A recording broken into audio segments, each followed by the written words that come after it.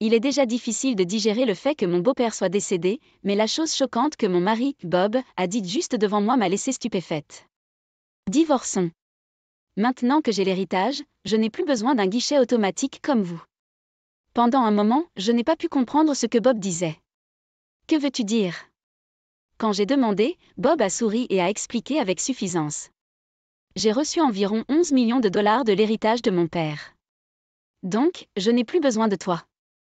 Bob a ensuite exprimé ses frustrations à mon sujet. Savez-vous à quel point j'ai été gênée? J'avais de grands espoirs parce que c'était un mariage arrangé par mon père, mais j'ai été déçue de voir une femme aussi simple que toi. Eh bien, pourquoi m'as-tu épousée alors? Vous auriez pu simplement dire non. C'est évident, n'est-ce pas? Pour l'argent. Qui épouserait quelqu'un comme vous autrement?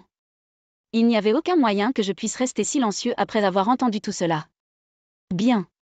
Voici les papiers du divorce. J'ai décidé d'accepter le divorce d'avec Bob sans révéler quelque chose d'important. J'espère qu'il le regrettera profondément plus tard. Je m'appelle Catherine Smith, j'ai 42 ans. Je dirige une entreprise de mode. Je me suis mariée à Bob, qui a 2 ans de moins, il y a 2 ans. Notre mariage était arrangé. Bob est le fils de Monsieur Smith, le PDG d'une entreprise avec laquelle je traitais depuis de nombreuses années. Étant enfant unique, il semblait que Monsieur Smith avait initialement l'intention que Bob lui succède. Mais Bob ne montrait aucun intérêt, et il n'était pas particulièrement doué pour son travail. Ainsi, Bob a rapidement abandonné la course à la succession et a simplement travaillé comme employé régulier. Qu'est-ce qui m'a attiré chez Bob? Sa nature décontractée. Depuis l'enfance, les gens me disaient souvent que j'étais trop sérieux et que je manquais de spontanéité. On me louait souvent pour être studieux, mais parfois les gens me trouvaient trop raide. Certains de mes ex-petits amis m'ont même dit « Tu n'es pas drôle ». C'est comme si je sortais avec un patron. C'était déchirant, mais j'ai toujours eu l'impression d'être trop sérieux. Être étiqueté comme inflexible était un phénomène courant. J'avais du mal à gérer les choses avec désinvolture et j'étais souvent trop absorbée. Pour moi, Bob semblait venir d'un monde complètement différent. Oh, l'endroit est fermé aujourd'hui. Lors de notre premier rendez-vous, Bob m'a emmené dans un restaurant qu'il m'avait recommandé, mais il était fermé. Maintenant, j'aurais été troublée par une situation aussi inattendue. Mais pas Bob. Allons simplement dans ce restaurant là-bas. Il a changé de plan sans effort. Pour quelqu'un d'aussi rigide que moi, sa réponse a été une révélation. Je pensais qu'en étant avec lui, je pourrais aussi devenir adaptable. C'est pourquoi j'ai décidé de l'épouser. Beaucoup de gens étaient contre notre mariage. Certains m'ont même suggéré de trouver quelqu'un de mieux. Même Monsieur Smith, mon beau-père, n'était pas très enthousiaste. Tu es sûr de vouloir prendre mon fils? J'ai l'impression de t'accabler avec lui, avait-il demandé. À l'époque, j'avais l'impression que personne ne comprenait vraiment la valeur de Bob. Mais peut-être avait-il raison. Peu de temps après notre mariage, Bob a quitté son emploi. Sans consulter personne, il a simplement arrêté d'aller travailler. Lorsque Monsieur Smith et moi nous sommes renseignés sur la raison, Bob a dit nonchalamment « Attendez, pourquoi dois-je travailler si vous gagnez de l'argent pour nous ?» Mon beau-père et moi avons été tellement décontenancés par cela que nous étions à court de mots. Pourquoi compterait-il uniquement sur moi pour gagner de l'argent? J'ai essayé de persuader Bob à plusieurs reprises par la suite avec mon beau-père, mais l'état d'esprit de Bob n'a jamais changé. Après tout, même si je travaille, je ne peux pas gagner autant que Catherine. J'ai été tentée de divorcer de Bob juste après notre mariage quand il a déclaré avec audace qu'il serait un parasite. S'il avait été un jeune homme d'une vingtaine d'années, j'aurais peut-être trouvé ça mignon. Mais cette crise venait d'un homme approchant de la quarantaine. En fin de compte, nous avons convenu à contre-ségur qu'il ferait les tâches ménagères. Les parents de Bob avaient divorcé quelques années plus tôt. Apparemment, avant le divorce, la mère de Bob n'était pas particulièrement douée pour les tâches ménagères. Elle ne pouvait rien faire, donc je n'ai jamais rien appris d'elle. Il semblait que Bob cherchait des excuses, blâmant sa mère pour son manque de compétences domestiques. Fidèle à sa parole, au début, Bob n'avait aucune idée des tâches ménagères, mais avec des éloges et des conseils persistants, il a réussi à gérer les tâches de base. Cependant, cela ne signifie pas qu'il est devenu exceptionnellement bon dans ce domaine. Pourtant, il avait l'air assez satisfait de lui-même. Grâce à moi qui m'occupe de la maison, Catherine peut travailler. Vous devriez être reconnaissant. Il y avait quelque chose dans l'expression confiante de Bob qui me frottait dans le mauvais sens, mais cela ne valait pas la peine d'en faire toute une histoire. Oui, Bob, je vous suis vraiment reconnaissant de votre aide. Dis-je en forçant un sourire. Il y a eu des moments où j'ai été irritée, mais je pense que nous avons réussi à nous entendre assez bien. Environ 1 an après notre mariage, un événement important s'est produit. Mon beau-père a adopté un enfant. Un garçon de 9 ans nommé Jacques. Jacques ressemblait à n'importe quel garçon ordinaire. Mon beau-père est le genre de personne qui ne prend pas de décisions insensées. Alors, pourquoi a-t-il soudainement adopté Jacques? Un jour, alors que nous étions seuls, je lui ai demandé. Il a répondu, « Promets que tu ne le diras à personne », puis a expliqué. Il s'avère que Jacques était l'enfant d'un employé que mon beau-père aimait. Ayant eu une relation étroite avec la famille, mon beau-père s'occupait de Jacques comme d'un petit-fils. Tragiquement, il y a quelque temps, les parents de Jacques sont morts dans un accident. Les parents de Jacques s'étaient enfuis et il n'avait pas de parents proches sur qui compter. Sinon, il se serait retrouvé dans une famille d'accueil. Bien que mon beau-père ne sache pas si Jacques serait heureux avec nous, il a décidé de l'adopter en espérant que ce serait pour le mieux. Je vois. C'est très gentil de votre part. Bien que Bob et moi n'ayons pas eu d'enfants, nous avions pas mal de liberté. S'il vous plaît, comptez sur moi, si vous avez besoin de quoi que ce soit. En entendant cela, mon beau-père a souri chaleureusement. Après cela, heureusement, mon beau-père comptait sur moi de temps en temps, comme je l'avais demandé. Les nuits où il ne pouvait absolument pas rentrer du travail ou lorsqu'il avait des engagements urgents, je m'occupais de Jacques. Au début, Jacques était un peu inquiet, mais il s'est rapidement réchauffé. Il est soit très amical, soit s'efforce de s'intégrer. En y pensant, je me sentais un peu émue. Bob, en revanche, n'était pas ravi de la situation. Il semblait qu'il n'était pas vraiment accueillant envers Jacques. Je pouvais comprendre ses sentiments mitigés. Sachant que son père a accueilli un étranger. Mais quand j'ai essayé de parler à Bob, il s'est avéré qu'il avait une préoccupation complètement différente. L'adopter? À quoi pense-t-il? Cela va réduire mon héritage. J'espérais tout avoir. Je n'en croyais pas mes oreilles. Bob ne se sentait pas en conflit avec Jacques. Il s'inquiétait de l'héritage. Je vais en parler à papa. Je ne suis pas d'accord avec ça. Un jour, Bob a dit cela et est allé confronter son père. Quand il est revenu après un certain temps, à ma grande surprise, il était d'une étrange bonne humeur. J'ai prudemment demandé à un Bob souriant, comment cela s'est-il passé? Il a répondu, oh, tout va bien. Ma part ne change pas, hein? Que veux-tu dire? J'ai toujours pensé que même un enfant adopté comme Jacques avait les mêmes droits d'héritage qu'un enfant biologique. Qu'est-ce qui se passe?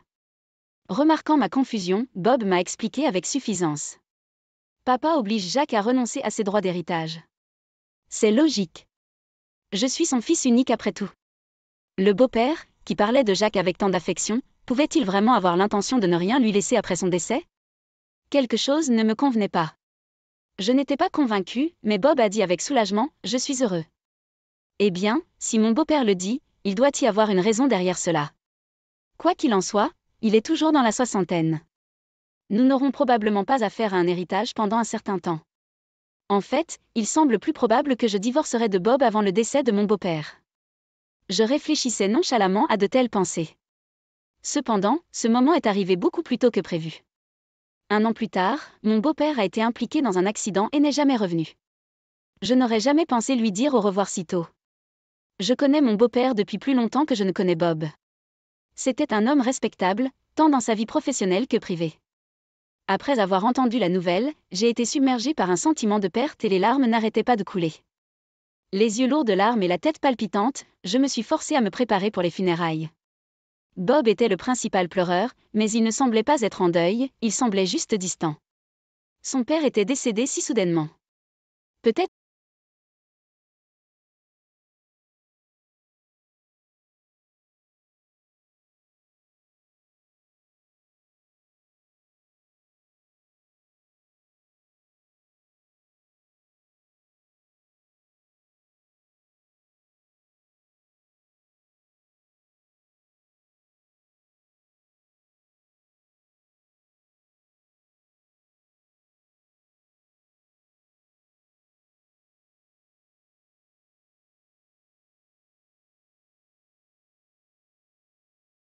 mon commentaire reflète son inquiétude quant à son manque de larmes, mais sa réponse m'a pris au dépourvu. Bien sûr que je suis triste. Mais, vous savez, je suis aussi un peu ravie. Oups, devinez que ma joie s'est montrée, hein? Allez, Catherine, tu sais que papa était le PDG, n'est-ce pas? Il a forcément de l'argent. Combien pensez-vous qu'il a laissé derrière lui? Bon sang, à quel point cela pourrait-il être horrible? Je pensais que Bob était juste en train de zoner, mais depuis avant les funérailles jusqu'à maintenant, il n'avait pas du tout pleuré son père, mais souriant en pensant à l'héritage. À quoi diable pensez-vous? Eh bien, pensez Y. Nous sommes divorcés et ma mère n'a rien de tout cela. Je suis son seul enfant de sang. Jacques, étant adopté, n'héritera de rien. Donc, tout l'héritage est à moi. Vous pensez que je ne peux pas être ravi de ça? Bob avait un visage qui semblait sur le point d'éclater de rire à tout moment. Voir ce visage m'a donné l'impression que j'allais le gifler. C'est dire à quel point le visage de Bob s'était détendu. Il était vraiment ravi, du fond du cœur, que mon beau-père soit décédé. J'y crois pas. Dites ce que vous voulez. Je voulais juste partir tout de suite.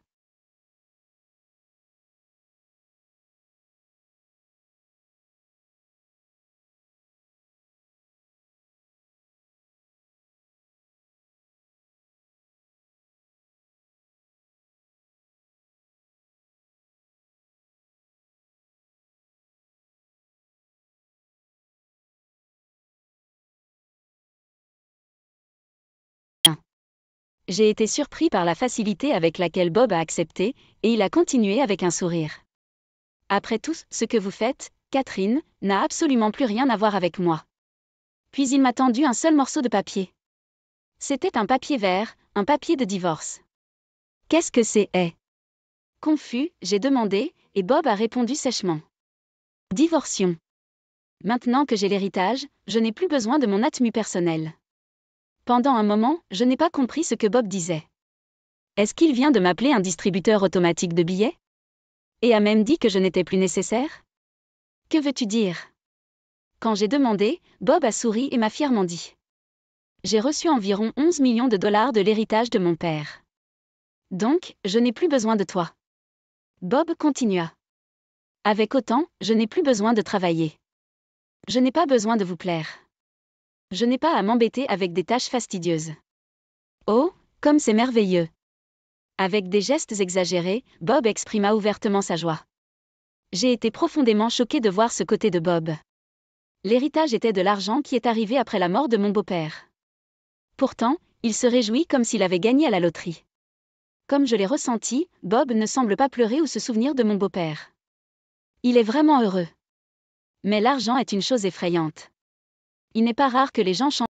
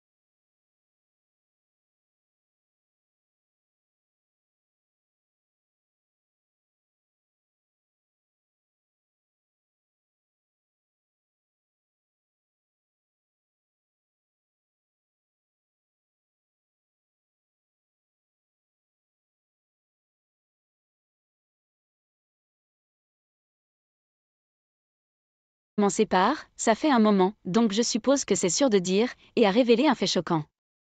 J'avais une dette importante. Mon père a dit que si je changeais mes habitudes et que je me consacrais à toi, il le paierait. Alors, bien sûr, je t'épouserais. Cela signifiait qu'il ne m'avait jamais aimé. Il m'a juste épousée pour l'argent. Bon, ce n'était pas amusant, mais grâce à vous, j'ai été sauvée. Merci beaucoup. Voyant Bob rire grossièrement, je me décide.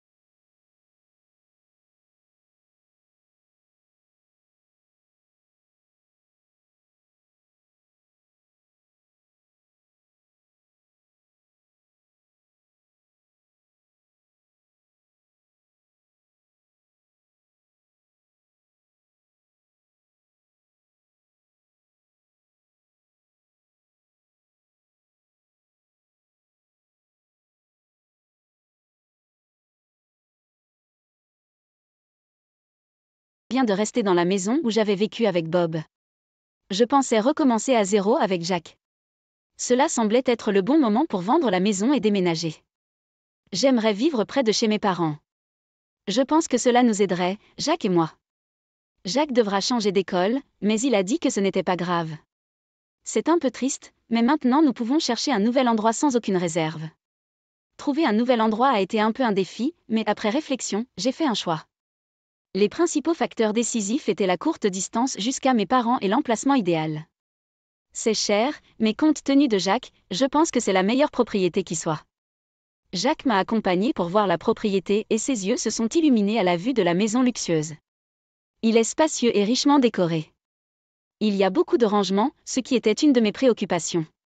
Et étonnamment, il est même venu avec une piscine. Honnêtement, je n'avais pas besoin d'une piscine, mais voir l'excitation de Jack en valait la peine. Waouh, c'est incroyable! Cela aurait été bien pour moi de vivre n'importe, mais le voir heureux était ce qui comptait le plus. Et donc, nous avons déménagé.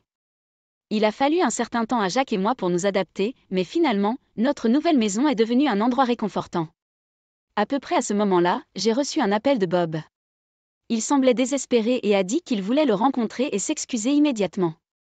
J'avais une idée de la raison pour laquelle il disait soudainement cela. J'aurais pu l'ignorer, mais comme il était si insistant, j'ai décidé de le rencontrer. J'ai laissé Jack avec ma mère et je me suis dirigée vers le restaurant que j'avais spécifié. Bob était arrivé plus tôt. Il était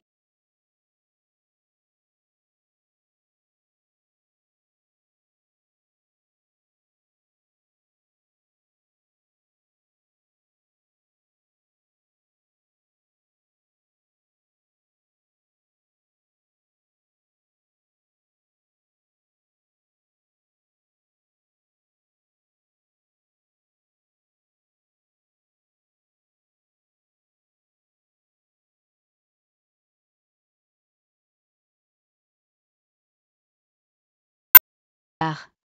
Ainsi, après avoir hérité à la fois des actifs et des passifs, Bob était maintenant aux prises avec des dettes. Je ne savais pas que j'hériterais de la dette aussi. Bob avait l'air vaincu. S'il te plaît, Catherine.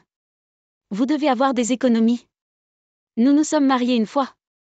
Aidez-moi s'il vous plaît. Il supplia avec un sourire flatteur. Bob se souvenait-il seulement de ce qu'il avait dit auparavant? Après toutes les fois où tu m'as rabaissé, m'appelant même un distributeur de billets, qui voudrait t'aider maintenant? C'était audacieux de sa part de me contacter. Il avait dit au téléphone qu'il voulait s'excuser, mais il ne l'a pas encore fait. Tu regrettais vraiment notre mariage, n'est-ce pas? Après tout ce que vous avez dit, comment pouvez-vous demander de l'aide maintenant? Eh bien, à l'époque, je veux dire, je n'aurais jamais imaginé que cela arriverait. Sa commodité m'a étonnée. Il pensait probablement qu'il n'aurait plus besoin d'argent de ma part, mais maintenant qu'il en a, il rampe. C'était ce qu'il semblait. Désolé, mais je ne peux pas répondre à vos attentes. Je n'ai pas l'argent. De quoi tu parles? Je sais que votre entreprise est florissante. Menteur. J'aimerais qu'il arrête de me blâmer, moi, un spectateur innocent, pour ses propres erreurs. Je ne mens pas. Je n'ai tout simplement pas l'argent à vous prêter. Toutes les banques ne prêtent pas à tout le monde, n'est-ce pas? Pourquoi prêterais-je si je ne m'attends pas à ce qu'il soit remboursé? Bob se souvenait des mots durs qu'il m'avait lancés une fois et avait l'air un peu coupable. Pourtant, il ne s'excuse pas. Un homme si fier. Qu'est-ce qu'il y a avec l'épaule froide? Vous ne vous souciez pas de ce qui m'arrive? Oh? Avez-vous oublié ce que vous avez dit lorsque nous avons divorcé? Nous sommes des étrangers maintenant, rien à voir les uns avec les autres. N'étaient-ce pas vos mots? Je ne comprends pas comment il peut agir comme s'il était la victime. À quel point peut-il avoir la peau dure? A-t-il la capacité d'oublier tout ce qui ne lui convient pas? J'aurais aimé enregistrer ce qu'il a dit à l'époque et pouvoir le lui rejouer. J'aurais pu dire quelque chose comme ça. Mais je ne le pensais pas. Je n'aurais jamais imaginé que les choses se passeraient de cette façon. Bob s'appuya sur la table, l'air triste. J'ai pensé à l'assurance vie, mais l'avocat de mon père a dit que je n'étais pas le bénéficiaire. Oh, vraiment? J'ai ri de sa déclaration, ce qui a fait que Bob m'a regardé sous le choc. Vous ne pensez pas? Catherine, est-ce que mon père t'a laissé faire? Non, ce n'est pas moi. Alors pourquoi as-tu ri? Je me suis sentie un peu désolée pour toi, c'est tout.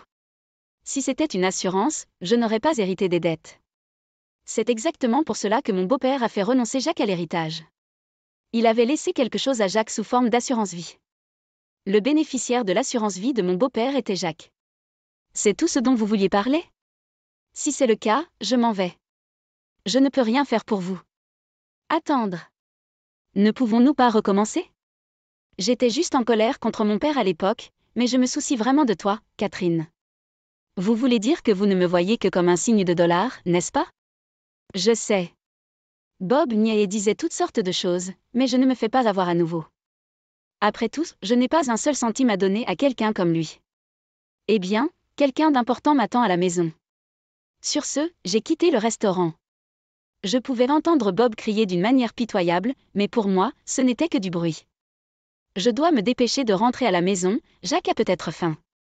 Ou peut-être qu'il a reçu quelque chose de sa grand-mère.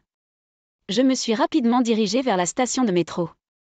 Quant à Bob, j'ai entendu dire qu'il occupait plusieurs emplois à temps partiel pour rembourser ses dettes.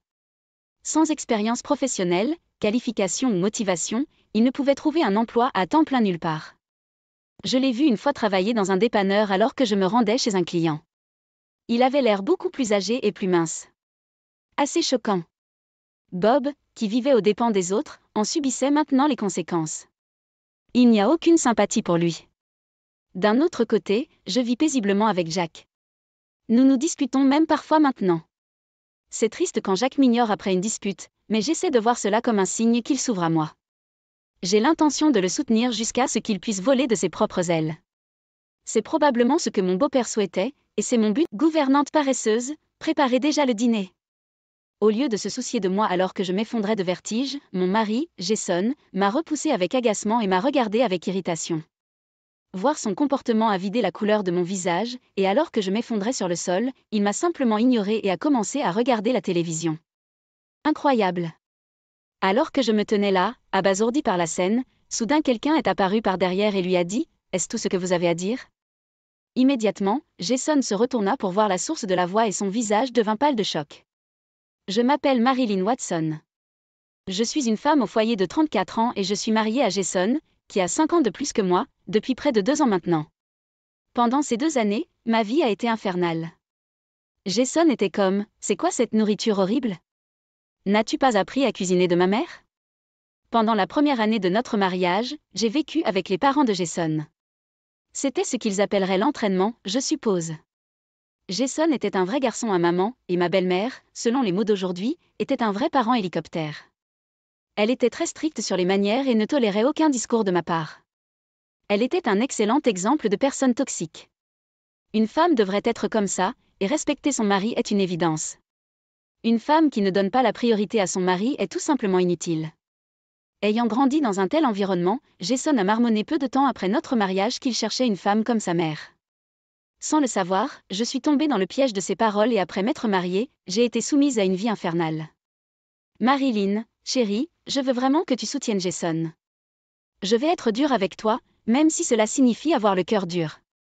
Tout cela pour vous assurer que vous avez tous les deux une famille harmonieuse. S'il vous plaît, soyez indulgents avec moi. Fidèle à ces paroles, depuis le jour où nous avons emménagé ensemble, j'ai été traitée comme une servante. Faire des tâches ménagères n'était que la partie émergée de l'iceberg, devoir constamment lire leurs humeurs était une évidence. Je devais me réveiller avant tout le monde et je n'avais pas le droit de me reposer avant que tout le monde ne soit parti au travail. Je commençais à manger après tout le monde et je devais finir avant tout le monde. Si je ne le faisais pas, j'aurais droit à une conférence d'1 heure. Si la nourriture avait un goût même légèrement mauvais, ma belle-mère et Jason s'en prenaient à moi. Jour après jour, ils ont réussi à me transformer en une femme soumise qui n'oserait pas s'opposer à son mari. Maintenant, j'ai peur de lui exprimer mon opinion, et si son humeur semble mauvaise quand il rentre à la maison, je partagerai nerveusement des repas avec lui, toujours sur les nerfs. Avec le recul, je me demande vraiment comment tout cela était censé promouvoir un ménage harmonieux. Mais à ce moment-là, j'étais tellement submergée que je n'avais même pas l'énergie de le remettre en question. Vous n'avez vraiment pas la maîtrise des tâches ménagères, n'est-ce pas? Qu'est-ce que votre mère vous a appris? J'ai l'impression qu'il serait plus facile de dresser un chat errant que de vous l'apprendre. Environ 1 semaine après avoir emménagé chez mes beaux-parents, la vraie nature de ma belle-mère autrefois gentille a commencé à se manifester. Après ce commentaire, j'ai été soumis à des remarques sarcastiques quotidiennes. Il est évident de passer la serpillière dans les couloirs, et il n'y a pas de place pour un seul grain de poussière. Vous devriez préparer le bouillon et servir des repas faits maison à mon mari. Peu importe à quel point vous êtes occupé, vous ne pouvez pas couper les coins ronds. Pour couronner le tout, on m'a même dit de laver les vêtements à la main. Même s'il y avait une machine à laver en parfait état juste devant moi, je n'avais pas le droit de l'utiliser. Être une femme au foyer et avoir tout ce temps libre, et pourtant vous voulez y aller pour la commodité? Une vraie épouse travaille ses doigts jusqu'à l'os. Je n'ai jamais vu une femme aussi déterminée à prendre la solution de facilité. Alors qu'elle criait ses plaintes, ma belle-mère n'avait aucun scrupule à utiliser la machine à laver elle-même. L'environnement était insupportablement dur. Je me suis confiée à Jason, mais il ne m'a pas soutenue.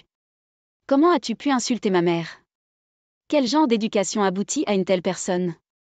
Ma famille est parfaite. Peut-être que c'est de ta faute, et c'est pourquoi elle est stricte? Jason n'a jamais reconnu aucun tort de la part de sa mère. Il utilisait fréquemment le terme train comme si je n'étais pas différent d'un chien ou d'un chat. Il croyait que sa mère avait raison, il n'y avait aucun doute sur ce qu'elle disait. C'était comme s'il était un vrai croyant. Il semblait avoir subi un lavage de cerveau, ne voulant pas écouter mon point de vue, me blâmant toujours. Ma belle-mère l'a découvert et à partir du lendemain, je n'ai pu faire mes courses qu'à pied. Peu importe la distance que je devais parcourir, elle a même commencé à dire que je ne pouvais pas utiliser les transports en commun. Elle était comme si vous deviez vivre dans un style traditionnel à partir de maintenant. La négligence dans votre vie est évidente dans la façon dont vous vous comportez. J'ai dû accueillir mon mari en uniforme et servir les repas dès son arrivée à la maison. Il n'était pas permis de s'asseoir sur des chaises. Ce que je faisais dépassait de loin le simple pinaillage. J'ai pensé à m'enfuir, mais je n'avais pas de parents, et mon seul frère et sœur, Austin, étaient mariés et vivaient à l'étranger. Je n'avais personne vers qui me tourner pour obtenir de l'aide. Je pleurais presque toutes les nuits, mon esprit se brisant petit à petit. Au moment où nous avons terminé l'entraînement et commencé à vivre uniquement avec Jason, j'avais perdu beaucoup de poids et j'étais épuisée mentalement et physiquement. S'il te plaît, Jason, je ne me sens pas bien. Pourriez-vous me laisser voir un médecin? Une semaine après avoir commencé à vivre ensemble, en proie à des nausées et des maux de tête, j'ai fait part de mes problèmes de santé à Jason. Nous n'avions pas été intimes depuis notre mariage, il n'y avait donc aucune chance de grossesse. Compte tenu de cela, je suis peut-être vraiment malade. Le mal de tête intense rend même difficile de s'asseoir, et mon corps se sent faible comme si j'étais anémique, refusant de coopérer. Je peux dire que mon corps crie à l'aide. Il est clair même pour moi que c'est grave. Ce n'est pas quelque chose que je pourrais supporter ou que je voudrais. Le visage pâle, j'en ai parlé à Jason. Il a répondu d'un ton irrité, rejetant ma demande. Comment ça tu te sens mal? Soyez précis. Vous laissez toujours de côté les parties importantes. C'est peut-être parce que vous avez toujours été choyé. Vous vous attendez à ce que les gens vous comprennent. C'est peut-être pour cela que vous ne pouvez même pas prendre soin de vous.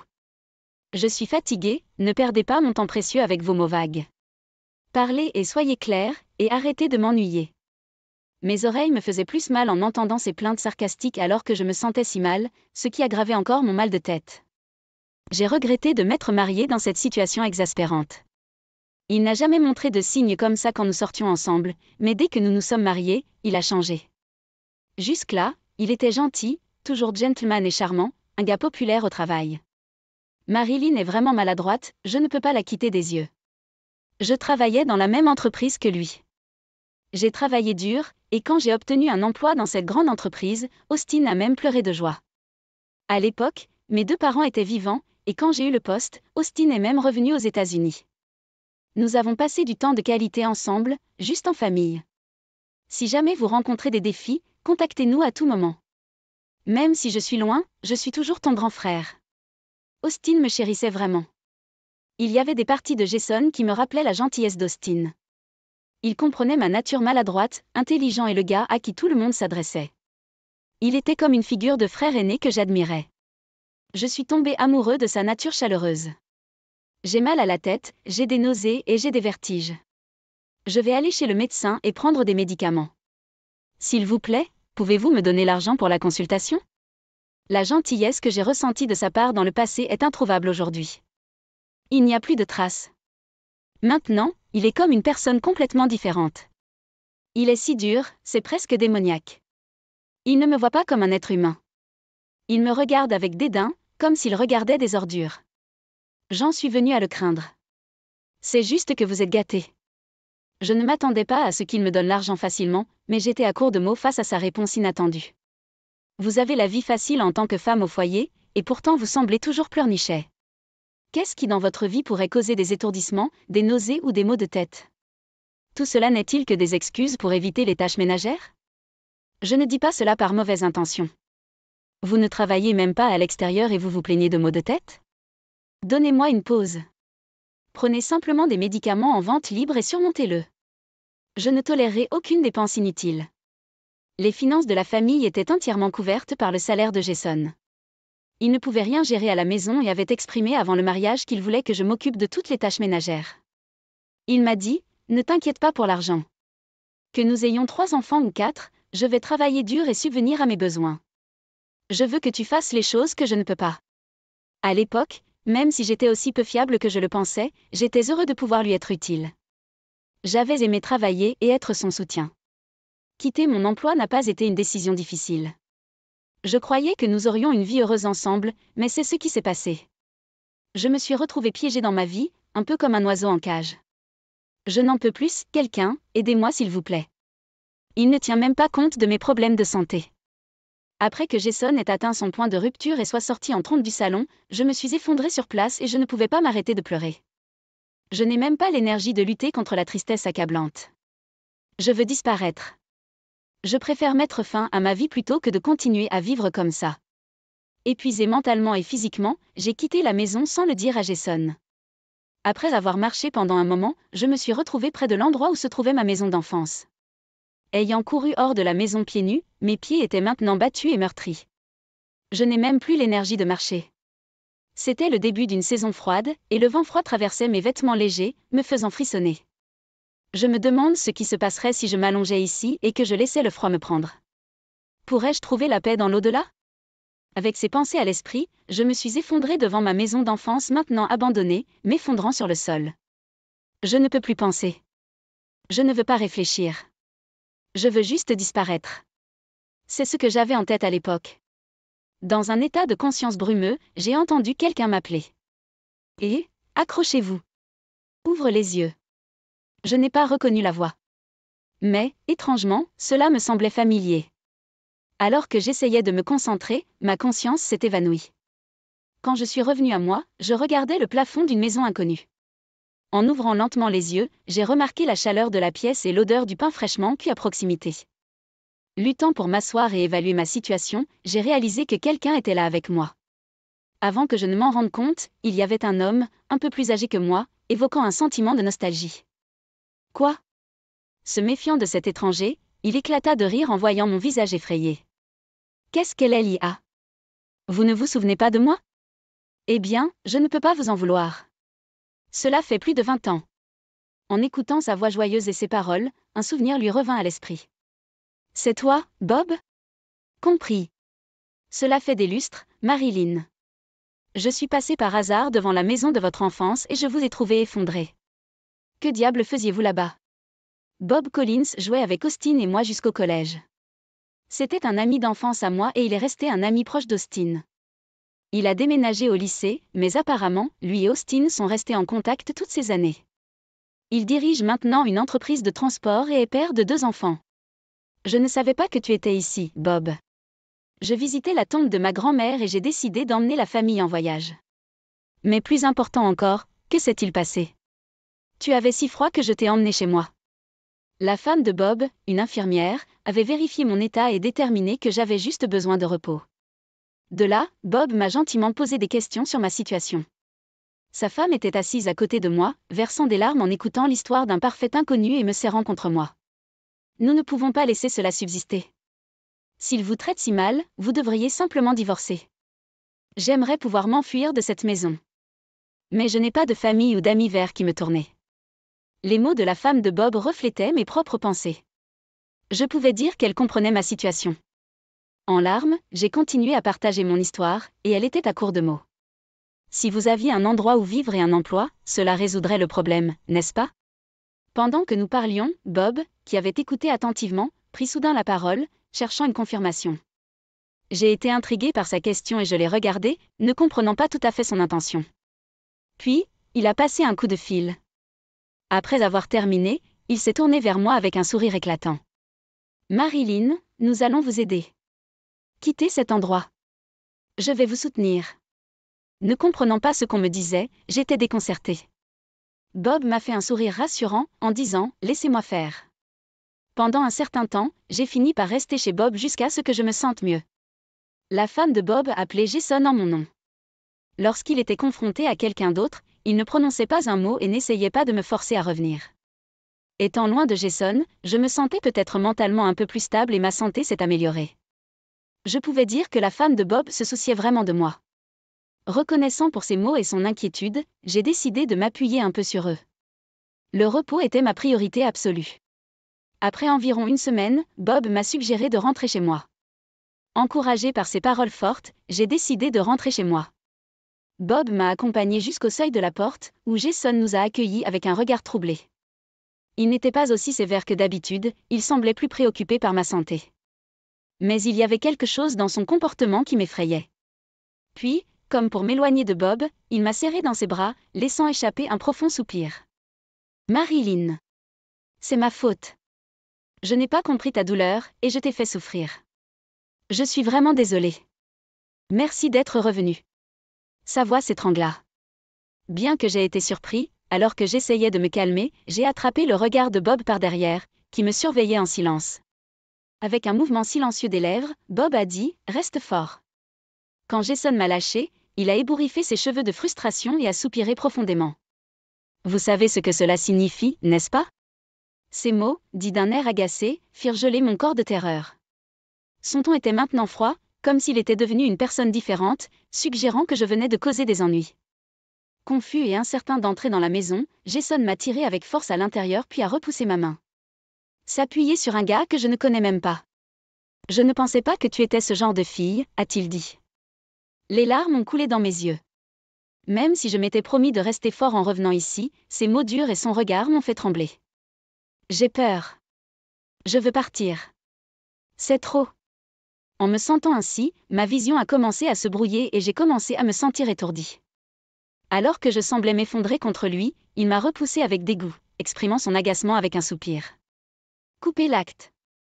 Je ne veux même pas toucher une femme sale comme toi. Déséquilibré par sa poussée, je me suis écrasé contre le mur et je me suis effondré dans le couloir. Ignorant mon état, Jason a allumé la télévision, s'est affalé sur le canapé et m'a aboyé un ordre, comme pour exprimer clairement son mécontentement. Préparez le dîner, maintenant. À cause de vous, je n'ai pas eu un repas décent depuis une semaine. Le moins que vous puissiez faire est de faire le ménage. Alors montez dessus et faites la lessive aussi. En regardant autour de moi, j'ai remarqué des piles de linge qui débordaient partout. La vaisselle et les ordures étaient laissées partout, la maison était en désordre. J'en peux plus. Je ne peux plus continuer avec cet homme. Je veux divorcer. C'est à ce moment-là que j'ai eu de telles pensées. Quelqu'un s'est approché de lui par derrière et l'a appelé. C'est tout ce que vous vouliez dire? La voix familière m'a fait sursauter. Alors que Jason se retournait lentement, la couleur s'écoula de son visage. Austin? Qu'est-ce que tu fais ici? C'était Austin qui se tenait là. Pourquoi Austin, qui était censé être à l'étranger, était-il ici? Jason montrait des signes de panique. Jason tremblait de peur de la présence intimidante d'Austin. Austin, ayant travaillé dans la construction à l'étranger, était devenu plus grand et avait l'air encore plus redoutable que lorsqu'il a quitté les États-Unis. Quand Austin s'est soudainement approché de lui, il n'était pas surprenant qu'un homme frêle comme Jason ait peur. De plus, Austin méprise les gens qui agissent de manière inhumaine. Pour Austin, le comportement de Jason était tout simplement répréhensible. Ce n'était pas une surprise de voir la colère sur le visage d'Austin. Non, c'est juste, guider ma femme, lui enseigner. Oh? Donc, pousser une femme malade, c'est enseigner? C'est une nouvelle pour moi. Jason essaya désespérément de trouver une excuse invraisemblable. Au mot de Jason, curieusement, Bob, qui était censé partir plus tôt, jeta un coup d'œil dans le salon. Avec un sourire rafraîchissant, il s'adressa à Jason. Pourquoi êtes-vous ici? Comment êtes-vous entré? Eh bien, la porte n'était pas verrouillée. Même si vous avez une serrure, cela ne fonctionnera pas si la porte n'est pas bien fermée. Sur ce, il sortit un mouchoir fin. Le mouchoir était sale comme s'il avait été coincé quelque part. Oh! quand tu m'as serré dans mes bras, j'ai laissé tomber quelque chose sur le sol pour empêcher la porte de se verrouiller. Pour que les autres puissent entrer dans la maison plus tard. J'ai l'air un peu chancelant, j'ai été soutenue par la femme de Bob et j'ai réussi à me lever. L'expression de Jason, alternant entre me regarder et regarder les visages d'Austin et des autres, était teintée de panique et de peur. Après avoir entendu la révélation de la façon dont Bob et les autres sont entrés, Jason s'est rendu compte que cela avait été planifié depuis le début. Il m'avait toujours confié tous les problèmes de sécurité, il était donc évident qu'il ne vérifierait pas les serrures. Une fois la porte fermée, elle se verrouille automatiquement. Dans cet esprit, il était facile de l'imaginer ne pas se soucier de la porte d'entrée. J'ai tout entendu de Marilyn. On dirait que tu es devenue très proche de ma sœur pendant que j'étais à l'étranger. C'est parce que j'ai enregistré toutes nos interactions. Marilyn a des dossiers détaillés dans son journal, et même vos courriels et appels ont été enregistrés et sauvegardés. Tout cela a été remis à l'avocat. Y compris le mal que vous avez fait à Marilyn, attendez-vous à payer pour des dommages. À partir de maintenant, traitez avec l'avocat du divorce. N'ose plus approcher notre famille. Tout le monde regarda Jason, comme pour me protéger d'un moi tremblant, indiquant clairement que personne n'était du côté de Jason. Pour s'assurer que je ne serais pas influencé par les mots doux de Jason, Austin a parlé en mon nom. À la mention du mot divorce, Jason est devenu frénétique et a commencé à s'accrocher à moi. Attendez, veuillez reconsidérer le divorce. Je ne peux pas vivre sans Marilyn. Jason essaya désespérément de jouer la carte pitoyable. Il avait probablement besoin de moi à bien des égards, mais ces mots ne m'atteignaient plus. Je connaissais le vrai sens de ces paroles, de m'utiliser, d'avoir une vie facile, de me décharger de ces frustrations quotidiennes. Je ne tomberai plus dans ces mots doux. Bob et Austin sont intervenus pour me protéger des tentatives désespérées de Jason. Derrière eux deux, pour la première fois depuis notre mariage, j'ai dit froidement à Jason. Il n'y a pas eu un seul moment de bonheur dans notre vie conjugale. Tout ce à quoi je pensais, c'était comment m'échapper. Qui voudrait rester dans une telle maison ? Je ne veux rien avoir à faire avec toi. Reste loin de moi. Peut-être parce que je n'avais jamais élevé la voix auparavant, Jason a cessé de résister sous le choc. Dévasté par l'incroyable scène qui s'offrait à lui, il sembla perdre toute force et s'effondra sur place. Enfin, j'étais libérée des griffes de Jason. Une fois que les choses se sont calmées, je me suis dirigée vers l'hôpital accompagnée de la femme de Bob. On m'a diagnostiqué une dépression. Pour me reposer, je suis restée chez Bob pendant un certain temps. Sur la base de la suggestion de Bob, j'ai décidé de récupérer là-bas avant de commencer ma nouvelle vie. Nous sommes là pour vous. Tout va bien se passer. Si cet homme essaie de se retourner, je le chasserai. Laissez-moi faire. Austin et moi étions vraiment reconnaissants pour les mots rassurants et la chaleur des deux bonnes âmes. La raison pour laquelle Austin était retourné aux États-Unis était due à un appel de Bob. Il s'est avéré qu'Austin était celui avec qui Bob avait été au téléphone, et Bob avait expliqué ma situation, l'exhortant à revenir tout de suite. « Pourquoi ne t'es-tu pas fié à moi ?» Bien sûr, Austin, qui était revenu, m'a grondé, mais il savait que je n'étais pas doué pour m'appuyer sur les autres. Austin regretta de ne pas être venu ici plus tôt pour prendre de mes nouvelles et me serra dans ses bras à plusieurs reprises. Grâce à Bob qui a trouvé un avocat et un logement, cette situation a été résolue en douceur. À partir de maintenant, vivez avec nous là-bas. Il peut être difficile de s'adapter au début, mais ma femme et nos amis vous soutiendront pleinement. Ne vous inquiétez pas. En disant cela, il m'a proposé un emploi dans son entreprise, et tout le monde m'a accueilli à bras ouverts. Quant à Jason, lui et sa mère ont été poursuivis par nous pour violence psychologique et sont maintenant enterrés sous les dettes. Avant de quitter les États-Unis, j'ai rencontré mes anciens collègues et leur ai expliqué les circonstances qui ont conduit au divorce, ce qui a fait perdre à Jason sa réputation dans l'entreprise. Ayant perdu sa crédibilité, il se sentit mal à l'aise dans l'entreprise et démissionna peu après. Maintenant, il vit au crochet de ses parents et fait des petits boulots ici et là. Bien que j'ai reçu une lettre d'excuse de sa part, disant qu'il avait appris sa leçon de cette épreuve, je n'ai bien sûr pas cru un mot et je me suis assurée d'obtenir une compensation de sa part. Et ainsi, mon long et tumultueux voyage a pris fin, et maintenant je profite d'une vie paisible à l'étranger, entourée de seulement 4 000 $ pour l'allocation de ce mois-ci. De quoi s'agit-il ? Je vous ai dit de le faire 6 000 $. Je suis désolée, mais votre fils, Robert, est décédé, il n'y aura donc plus d'allocation. Quoi ? De quoi tu parles ? Il y a 4 000 $ ici. Je sais que c'est difficile à croire, mais c'est vrai. Mon mari, Robert, s'est suicidé. Pas question. C'est vrai ? Quand ? C'était environ une semaine après votre dernière conversation au téléphone avec vous. Pourquoi n'avez-vous rien dit? Robert a écrit dans son testament de ne pas avoir de funérailles et de garder le secret pendant un certain temps. La belle-mère, qui était en colère de ne pas recevoir l'allocation de $6 000, s'est tue après avoir entendu mes paroles. Il est naturel d'être à court de mots en apprenant le décès de votre fils. Dans le silence qui a suivi, j'ai pensé que c'était le cas, mais il semble que ce n'était pas le cas. Quel dommage! Je l'ai élevé avec tant d'efforts et d'argent, pensant que c'était un investissement. Je m'attendais à recevoir plus d'argent. T'es sérieux? Robert est décédé et ce sont les mots que vous trouvez? S'il est parti, il n'y a pas besoin de mâcher ces mots, n'est-ce pas? Oh, et puisque je ne toucherai plus l'allocation de $4 000 de Robert, rappelez-vous, vous et moi avions un accord pour une allocation de $2 000. Continuez comme ça. Tu te fous de moi? Je me suis retrouvée à crier aux mots incroyables de ma belle-mère et j'ai raccroché le téléphone. C'était sa vraie nature.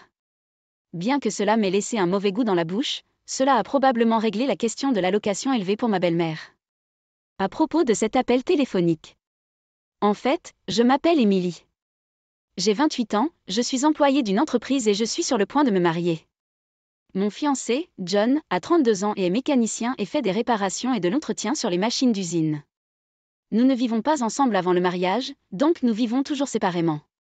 Cependant, j'ai une clé de son appartement, donc je peux aller et venir à ma guise. Par conséquent, je me rends souvent chez lui. Bienvenue. Oh, tu sens encore aujourd'hui. Le dîner est prêt, mais pourquoi ne prenez-vous pas un bain d'abord? J'allais d'abord prendre un bain sans que tu le dises. Pour éviter de salir l'intérieur, mon mari a enlevé ses chaussettes à l'entrée et a soulevé les ourlets de son pantalon pour qu'il ne touche pas le sol alors qu'il se dirigeait vers la salle de bain.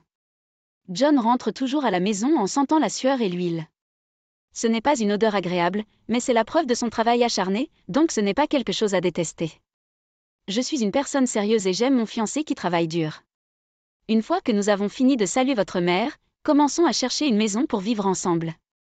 Je vous l'ai déjà dit, ce n'est pas grave. Après que John soit sorti du bain, c'est l'heure du dîner. Ces derniers temps, je parle toujours de la recherche d'une maison pendant le dîner. J'ai hâte de commencer à vivre ensemble. John répond toujours à ma confirmation avec un regard ennuyé, mais sa bouche se détend pendant qu'il mange. Il doit aussi avoir hâte de vivre ensemble. Une fois que nous vivrons ensemble, nous dirons au revoir à ce studio bon marché qu'il fréquente. C'est petit et peu pratique, mais le quitter est un peu triste.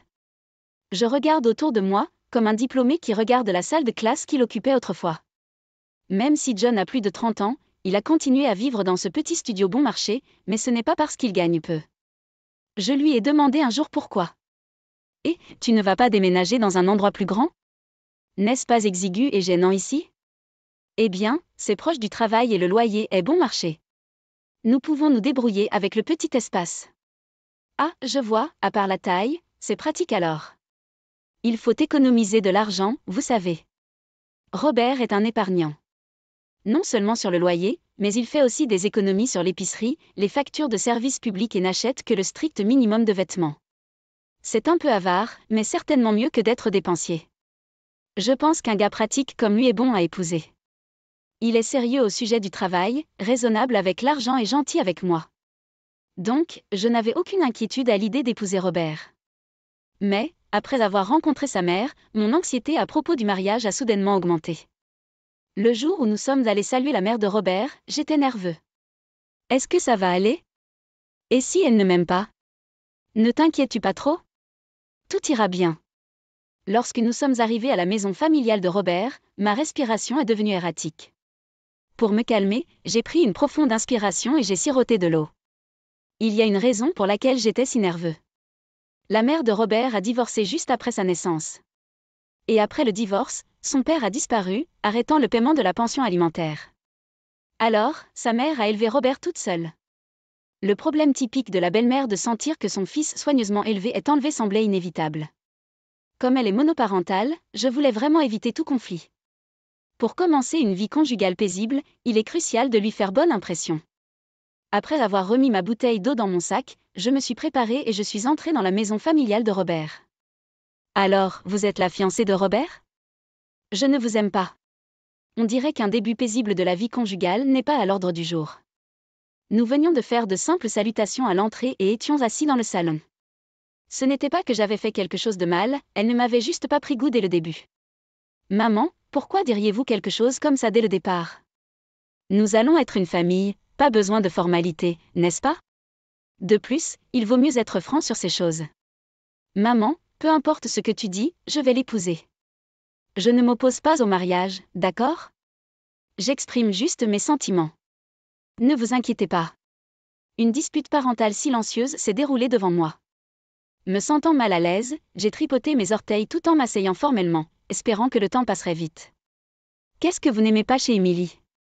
Elle n'est qu'une employée de niveau intermédiaire de l'entreprise, qui ne gagne pas beaucoup, n'est-ce pas?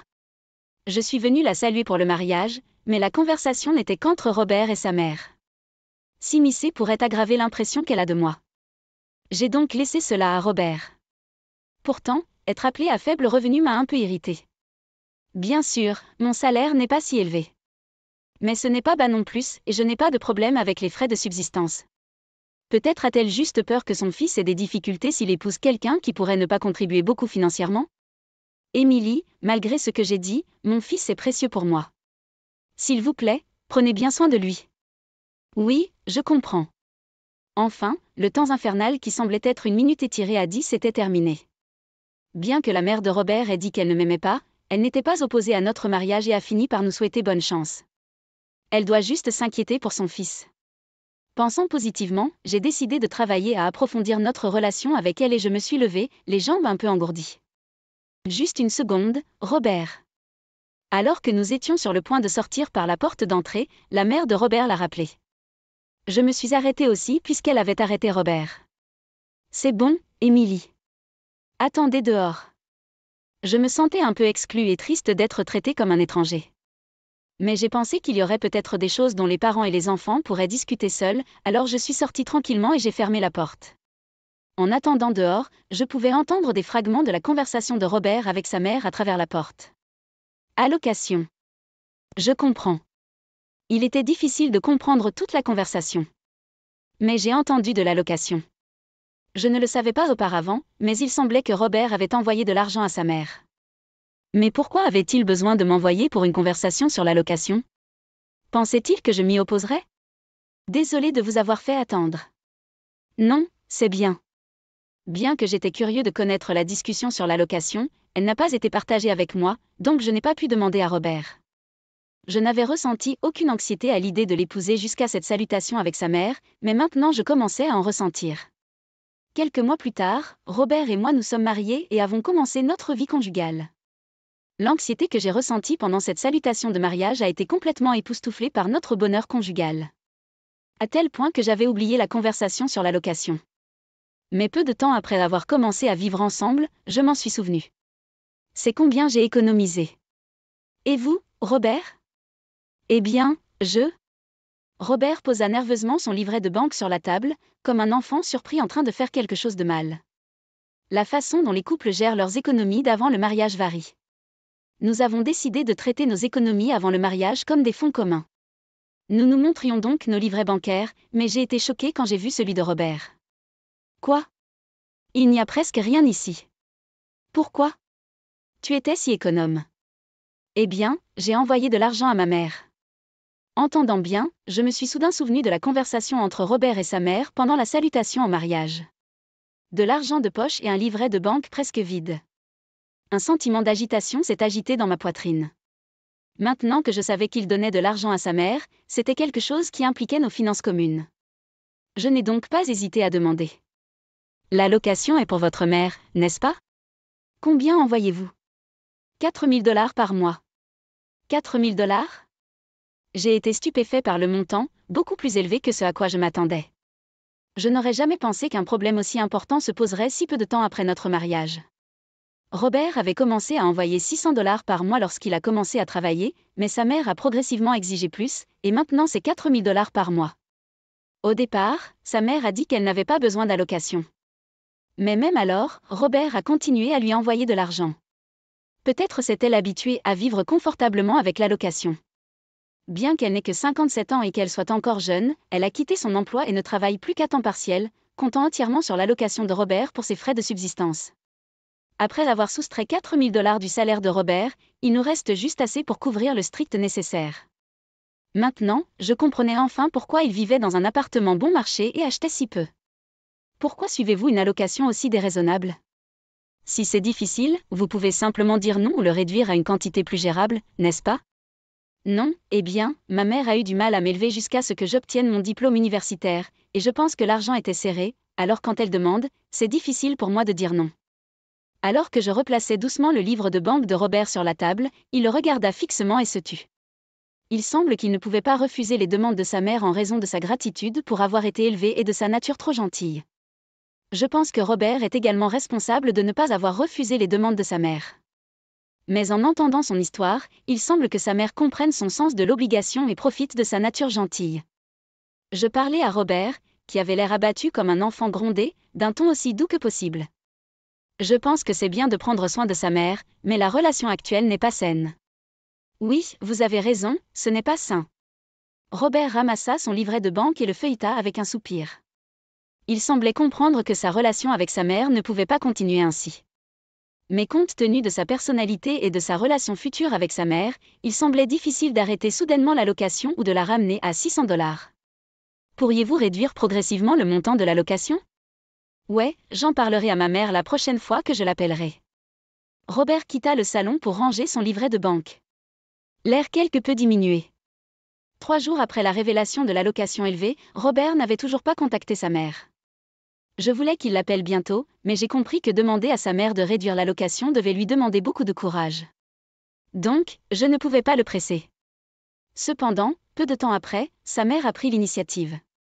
Allô, Émilie? J'ai une petite faveur à demander. Je suis sur le point de retourner au travail après ma pause.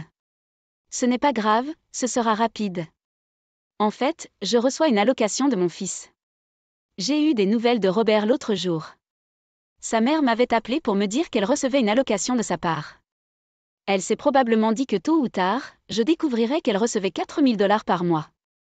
Elle a donc décidé d'avouer d'abord pour atténuer ma colère et essayer d'empêcher la réduction de la quantité.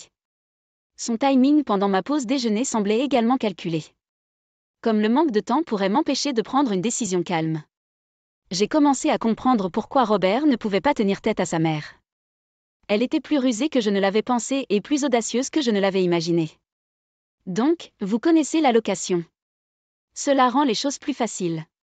Depuis que Robert est marié et que vous travaillez, le revenu du ménage a augmenté, n'est-ce pas? Donc, je pensais, peut-être que vous pourriez augmenter le montant de l'allocation.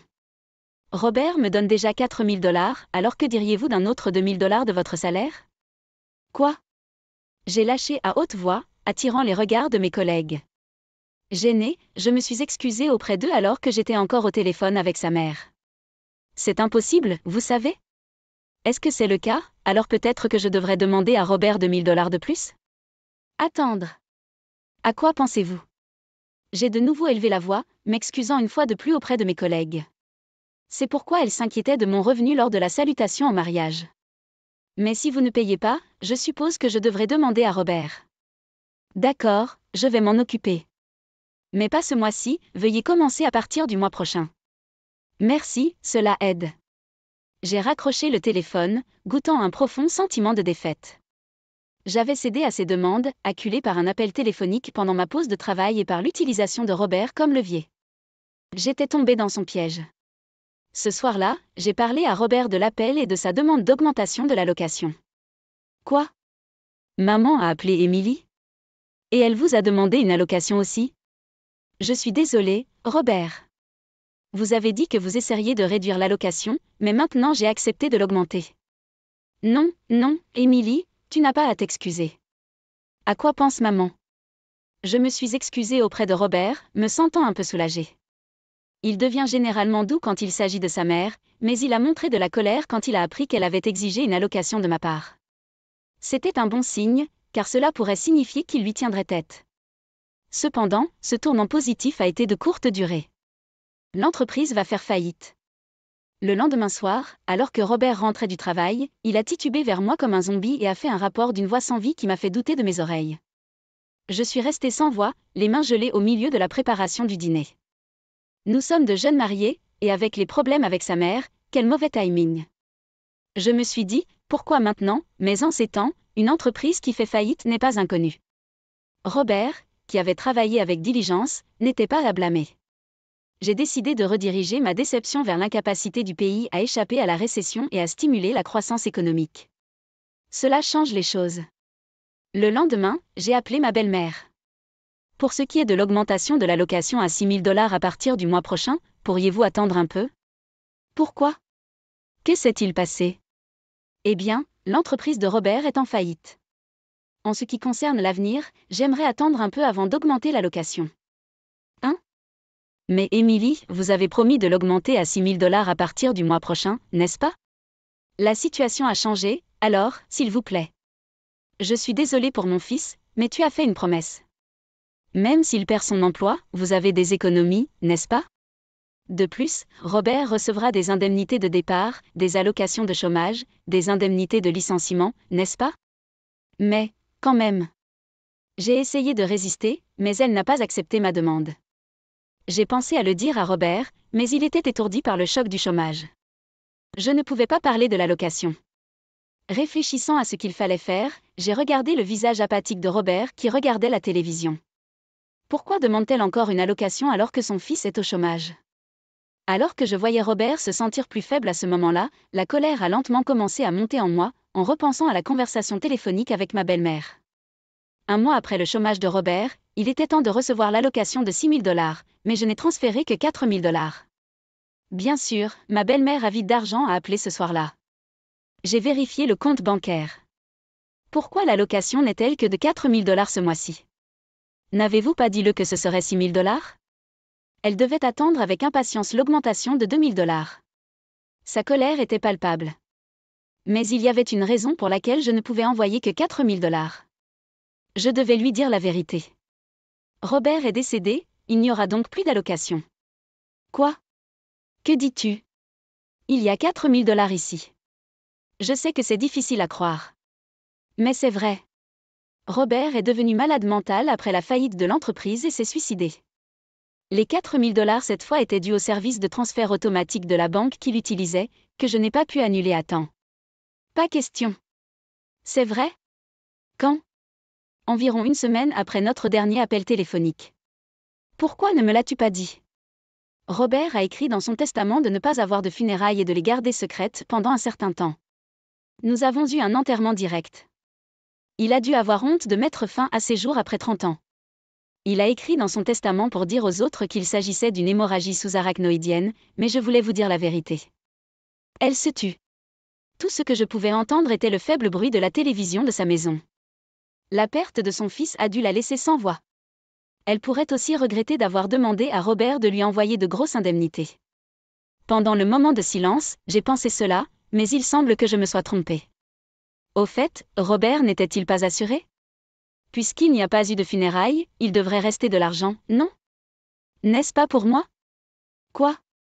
J'ai investi du temps et de l'argent pour l'élever, dans l'espoir d'en récupérer davantage. Je pensais que je pourrais encore gagner de l'argent. T'es sérieux? Votre fils est mort, et ce sont les mots que vous trouvez? S'il est parti, il n'est pas nécessaire de faire attention aux mots, n'est-ce pas? Oh, et puisque je n'aurai plus les 4 000 $ de Robert, nous nous étions mis d'accord sur 2 000 $ de votre part, alors continuez comme ça. Ne sois pas ridicule. Je me suis retrouvée à crier aux mots incroyables de ma belle-mère et j'ai raccroché le téléphone. C'était sa vraie nature. Cela m'a laissé un goût amer dans la bouche, mais cela devrait résoudre le problème de l'allocation avec elle. Une semaine après l'appel désagréable avec ma belle-mère, la sonnette a sonné tôt le matin. Dépêchez-vous d'ouvrir la porte. Quand j'ai répondu à l'interphone, son visage a rempli l'écran, me criant dessus. Mais j'ai répondu calmement, sans aucune surprise. J'arrive, s'il vous plaît, ne criez pas. J'ai arrêté le grille-pain que j'utilisais pour faire des toasts et je me suis dirigée tranquillement vers la porte d'entrée. Peut-être que j'étais trop lent, car ma belle-mère impatiente a commencé à frapper à la porte et à crier. Qu'est-ce que vous faites? Ouvre. J'ouvris la porte avec un sentiment de contrariété, et elle resta là, l'air furieux. Vous avez menti. J'ai entendu dire que Robert travaillait comme d'habitude. À propos de Robert? Oui, la partie sur son décès était un mensonge. Quoi? Ma belle-mère a été décontenancée par mon aveu brutal du mensonge, l'air bêtement surprise. Je n'ai jamais eu l'intention de continuer à mentir sur la mort de Robert, c'était juste pour la tromper au téléphone. Par conséquent, Robert a vécu sa vie sans se cacher. Il a trouvé un nouvel emploi et part au travail tous les matins, et il communique normalement avec ses connaissances et ses amis. Probablement, ma belle-mère a entendu dire par quelqu'un d'autre que Robert était vivant. Elle devait se sentir très gênée d'avoir mal compris que son propre fils était mort. Pourquoi diriez-vous un tel mensonge? C'était pour confirmer votre vraie nature. Robert, n'ayant pas besoin de se cacher, vint aussi à l'entrée. J'ai entendu le dernier appel téléphonique aussi. Que as-tu dit? J'ai écouté cette conversation.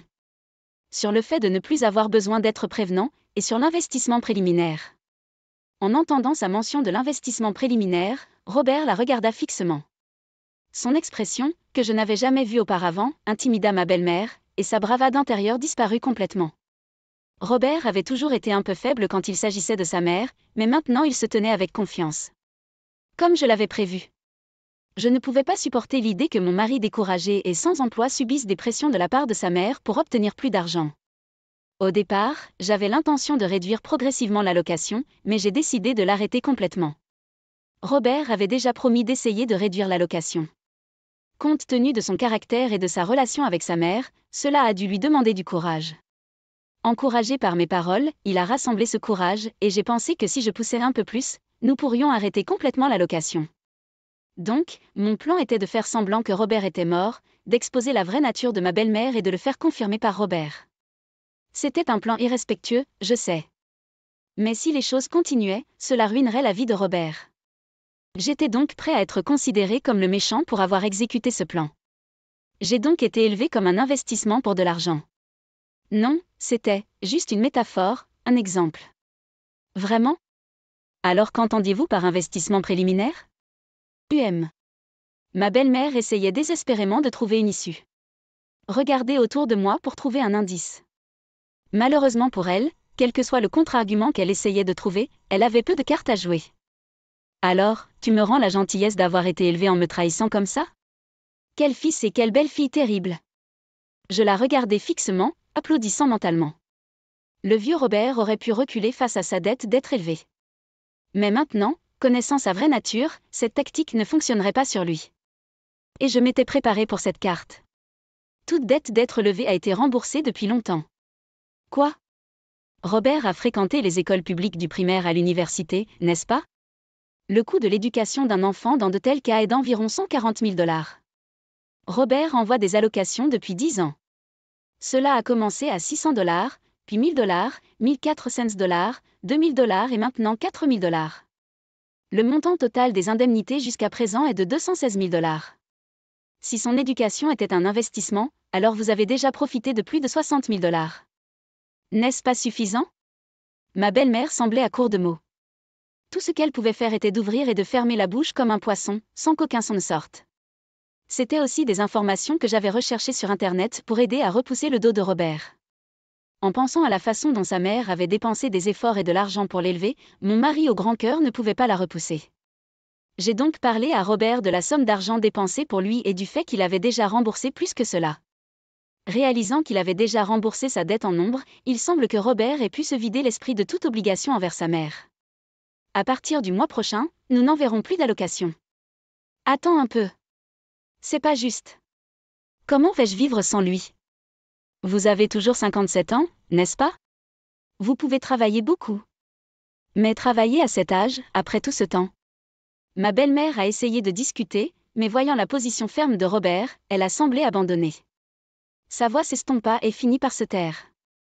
C'était le résultat que j'espérais. J'aurais pu refuser l'indemnité. Mais si je le faisais, elle pourrait toujours essayer d'obtenir de l'argent de Robert dans mon dos. Il était donc nécessaire que Robert lui-même le refuse. J'ai des projets avec Émilie aujourd'hui. Si nous en avons fini ici, pouvez-vous partir? Et ne nous contactez plus. C'est toujours une question d'argent avec vous de toute façon. Robert a poussé ma belle-mère hors de l'entrée, a fermé la porte avec force et l'a immédiatement verrouillée. Il semblait qu'elle avait réalisé qu'elle ne pouvait pas changer la situation alors que ses pas s'éloignaient de l'autre côté de la porte. Je retourne à la préparation du petit déjeuner. Je suis retournée à la cuisine et j'ai recommencé à griller le pain. Robert, comme il a dit, a fermement arrêté l'allocation. Ma belle-mère, qui dépendait de l'allocation pour vivre, a dû se mettre à la recherche d'un emploi car le travail à temps partiel ne suffisait pas. Mais avec un écart de près de 10 ans et près de 60 ans, il semblait qu'elle ne pouvait pas trouver de travail. De plus, il semble qu'elle ait dépensé l'allocation qu'elle recevait de Robert chaque mois, la laissant sans économie. Maintenant, elle jongle avec 4 emplois à temps partiel, travaillant du matin au soir. Si elle avait montré ne serait-ce qu'un soupçon de remords quand j'ai dit que Robert était mort, j'aurais peut-être continué un peu l'allocation. Mais elle a qualifié son éducation d'investissement préliminaire. Elle a eu une chance mais n'a pas réussi à la saisir, et sa vie difficile est maintenant de son fait. Robert n'a pas l'intention de s'occuper d'elle dans sa vieillesse. Commencer à préparer sa retraite à 57 ans sans épargne sera difficile, alors elle devra travailler dur. Quant à nous, nous profitons de notre vie de jeunes mariés. Robert est devenu plus brillant depuis que le fardeau de l'allocation a été levé. De plus, avoir le courage de tenir tête à sa mère l'a apparemment rendu un peu plus robuste. J'ai appris à l'aimer encore plus. Impatiente de voir mon mari bien-aimé, je me dépêche de rentrer du travail.